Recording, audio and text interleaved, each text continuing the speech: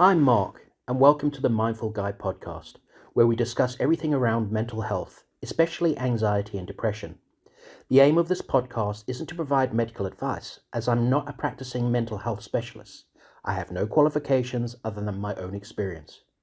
It's dedicated to those who have suffered, are suffering, or will suffer from mental illness in the future.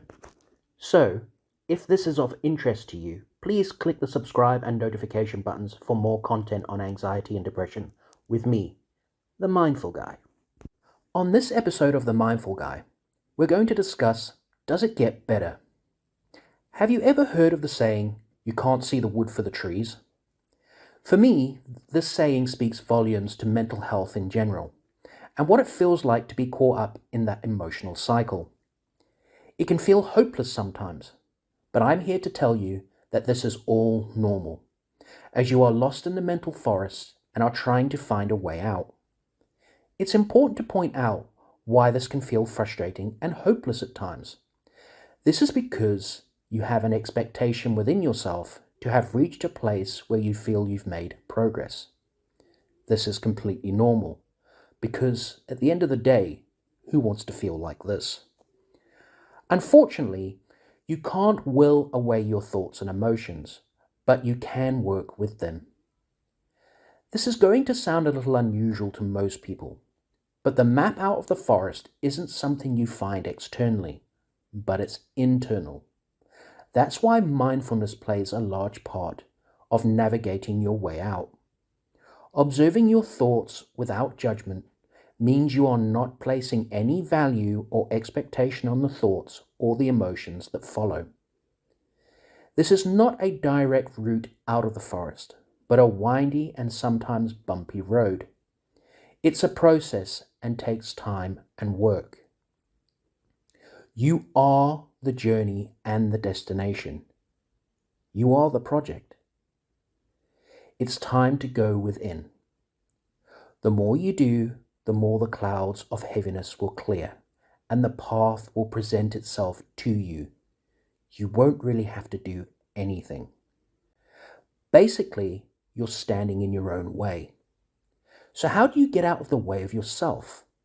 Well, we've covered observing thoughts and emotions and where they stem from in the previous video, You Are Not Your Thoughts. We covered that judgment and expectation on your thoughts will only slow you down, because it isn't a sprint, but a marathon. Healing takes time. Then lastly, I want to share with you the idea of surrender. I speak for myself here, but one of the reasons I ended up in this situation was because I didn't face my life and my decisions.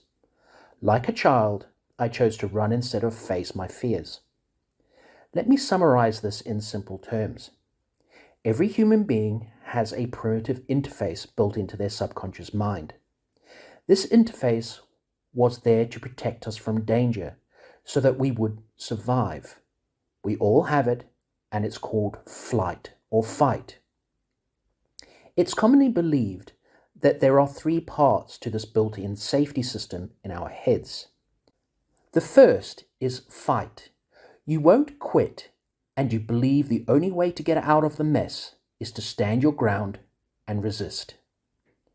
The second is flight, which means you bury your head in the sand or run like hell to escape the danger.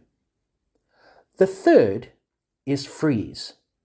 You feel paralyzed with fear and accept the outcome as or if it happens. I'm sure in your life you've experienced one of these states during difficult or traumatic times. Well, there's a fourth, and that's surrender. It's similar to freeze, but without the fear. It's understanding that whatever happened or is happening, you are not able to control it. Accepting the outcome without judgment, expectation, or fear will bring a sense of peace the more you do it. Apply surrender to all those thoughts that feel the most difficult, as well as the emotions that follow. This will feel alien at first, but you'll notice that your anxiety will bubble up. Identify the thoughts and the emotions of the anxiety as the observer and surrender. The anxiety will roll over you like a wave. Don't fight or run from it. Just let it happen. The more you practice this, your anxiety will eventually slow down. A good way to gauge if you have surrendered to this process is the amount of time your anxiety stays around. It's believed that if your anxiety lasts more than 45 seconds, you are still participating in the thought and need to step back and become the observer. That being said, what I'm about to say might sound a bit contradictory here, but don't place judgment or expectation if you don't get this right first time.